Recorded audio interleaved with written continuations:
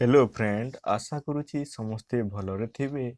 देखंतु बंधुगण, आमे कॉमन पीजी एंट्रांस टेस्ट होउछि तार एजुकेशन विषयर जेते सब इम्पोर्टेंट क्वेश्चन गुड़ाक रही अछि आमे डिस्कशन करूछु।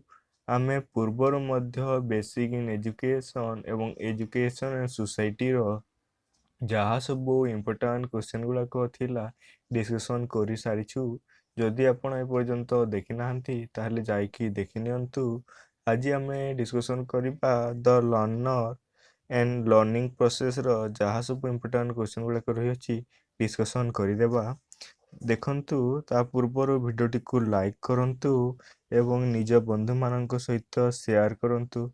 चैनल टी को सब्सक्राइब करंतु एमिति वीडियो गुड़ाक देखिबा पई एवं टेलीग्राम रे मध्ये आपण जॉइन हो पारिबे। जॉइन हो जाओ। आज प्रथम क्वेश्चन होची according to the psychology education is. Psychology अनुसार एजुकेशन कोन? Consciousness, deliberated, functional, self education. ताले हमें जानिसु एजुकेशन होची सेल्फ एजुकेशन बा सेल्फ रियलाइजेशन। ताले यार ठीक आंसर हेबो option number D self education. Next question टी देखिबा। नेक्स्ट क्वेश्चन टी होची the word psychology drive from the word जो साइकोलॉजी वर्ड रहिछि ताहा केउ दे वर्ड रो आसी अछि। ऑप्शन ए देछि ग्रीक वर्ड, ऑप्शन बी देछि लैटिन वर्ड, ऑप्शन सी देछि फ्रेंच वर्ड, ऑप्शन डी देछि इंग्लिश वर्ड। ताले हम जानिछु ग्रीक वर्ड होछि एक साइकोलॉजी होछि एक ग्रीक वर्ड जहा ग्रीक वर्ड रो आसी अछि। ऑप्शन ए हेबो यार ठीक आंसर। नेक्स्ट क्वेश्चन टी देखंतु। नेक्स्ट क्वेश्चन टी होछि द वर्ड साइकी मीन्स जो साइकी वर्ड रहिछि तार अर्थ कोन? Soul, mind, consciousness, behaviour. हम जानिछु साइकी मीन्स होछि सोल। सोल के हम बुझाई थाए। यार ठीक आंसर हेबो option number A soul. Next question टी होछि नेक्स्ट क्वेश्चन टी हला the word logos means logos रो अर्थ कोन? Mind, knowledge, behaviour, science. हम जानिछु लोगोस मीन्स होछि नॉलेज। यार बी ऑप्शन हेबो ठीक। नेक्स्ट क्वेश्चन टी रहउछि देखंतु। नेक्स्ट क्वेश्चन टी हला psychology the science of. Psychology होछि कोन साइंस रो अटे? Human science, animal and behaviour, behaviour and attitude. Next देछि यार ठीक आंसर हेबो हम जानिछु साइंस ऑफ बिहेवियर को ही बुझाई थाए। Psychology means science of behaviour को पढ़ी थाए बा साइंस ऑफ बिहेवियर को बुझाए। और ठीक आंसर हेबो option number C. Next question टी देखंतु। नेक्स्ट क्वेश्चन टी हला the word what is meaning of educational psychology. Educational psychology काहाकू कंसर्न करि थाए? Is concern with the child and not with the adult. यह चाइल्ड मानक सहित कंसर्न करे किंतु एडल्ट मानक सहित नुहे। It's concern with the various expect of learning. Expect जो लर्निंग गुड़ाक रही तांको सहित कंसर्न करते। Deal only with the application and not with the theory. यह एप्लीकेशन प्रोजेक्ट सहित डील करिथाए किंतु थ्योरी सहित नुहे। नेक्स्ट रही select and emphasise certain data from the general field. जो जनरल फील्ड रही तार डाटा को सिलेक्ट एवं एम्फसाइज करिथाए। यार ठीक आंसर हेबो ऑप्शन नंबर डी। हम जानिछु एजुकेशनल साइकोलॉजी जो जनरल फील्ड रही तार डाटा को सब एनालिसिस बा एम्फसाइज करिथाए। ऑप्शन डी यार ठीक आंसर। नेक्स्ट क्वेश्चन डी होछि Who was the father of experimental psychology. जो एक्सपेरिमेंटल साइकोलॉजी अछि तार फादर किए?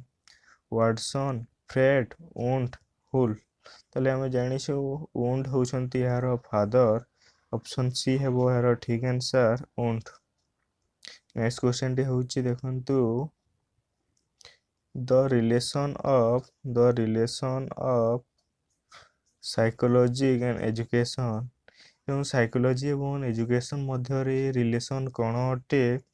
Non existent, non relevant, unimportant, intimate. ताले हम जानिछु एजुकेशन एवं साइकोलॉजी मध्य इंटीमेट रोल रही बा रिलेशनशिप रही। यार ठीक आंसर है डी। नेक्स्ट क्वेश्चन टी देखंतु नेक्स्ट क्वेश्चन टी हैला introspection method was mainly use introspection method केउठारे मुख्यतः यूज होई थाए functionalism structuralism behaviourism none of this ताले हम जानिछु यह बिहेवियरलिज्म सहित मुख्यतः व्यवहार होई थाए यार ठीक आंसर हेबो option number C. Next question टी देखंतु नेक्स्ट क्वेश्चन टी होची the primary task of the teacher जो प्राइमरी टास्क रो जो टीचर होइचंती तांकर प्राइमरी टास्क कोन अटे to teach the prescriptive curriculum जो प्रिस्क्रिप्टिव करिकुलम रहिछि ताकू पढाइबे to stimulate and motivate student learning to promote habit of the student to provide diagnostic and remedial as wherever indicate ताहले आमे जानिछु to stimulate and motivate student को ही हेबो यार ठीक answer option number B. Next question टी देखिबा आजिरो नेक्स्ट क्वेश्चन टी होउछि who suggest that metal process and event are unimportant or even totally not existent जंग वेटस्टोन उंट हॉल ताले हम जानिछु उंट होचंती यार प्रवर्तक बा यह मेटल प्रोसेस को से इवेंट बा इम्प्लीमेंट बा एस्टैब्लिश करिथिले। नेक्स्ट क्वेश्चन टी होची what type of rule psychology has assumed in the solving human problem जो रहिछि केउ मेथड बा केउ टाइप को साइकोलॉजी एज्यूम करि अछि decreasing importance systematical importance increase importance original importance हम जानिछु सिस्टमैटिक वे रे ही सब जो सब प्रॉब्लम रहिछि सॉल्व होइथे और ठीक आंसर हेबो option B systematical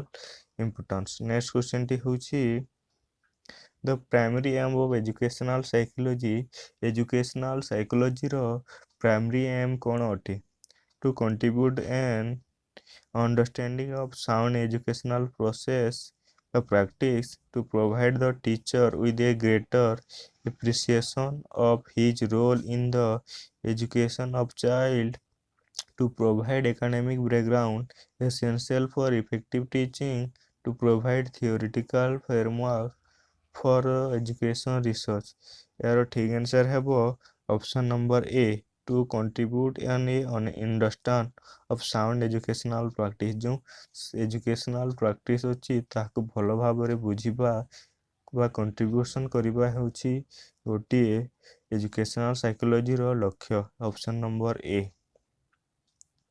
next question टी देखंतु नेक्स्ट क्वेश्चन टी होछि educational psychology is oriented toward option गुडा को देखंतु ए ऑप्शन देछि A to study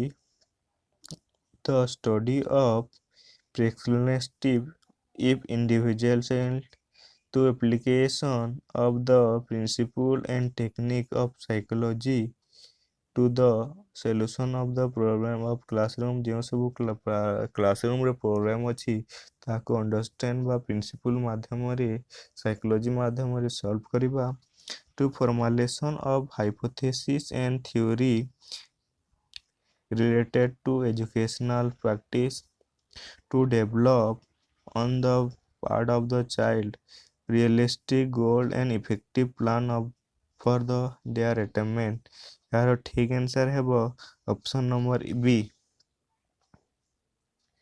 option B हेबो यार ठीक आंसर। नेक्स्ट क्वेश्चन टी देखंतु नेक्स्ट क्वेश्चन टी होछि which behavior study psychology as the science psychology or the science कहले कोन social urban human and animal and individual हम जानिछु human and individual को हम साइकोलॉजी सब ले स्टडी करि थाए यार ठीक आंसर हेबो option number C human and animal। Next question देखिबा नेक्स्ट क्वेश्चन टी होछि what is the subject of psychology subject कहले कोन socialization perfection of from development behavior हम जानिछु साइकोलॉजी मीन्स होछि बिहेवियर के हम बुझाई थाए तेनु यार ठीक आंसर हेबो ऑप्शन नंबर डी बिहेवियर।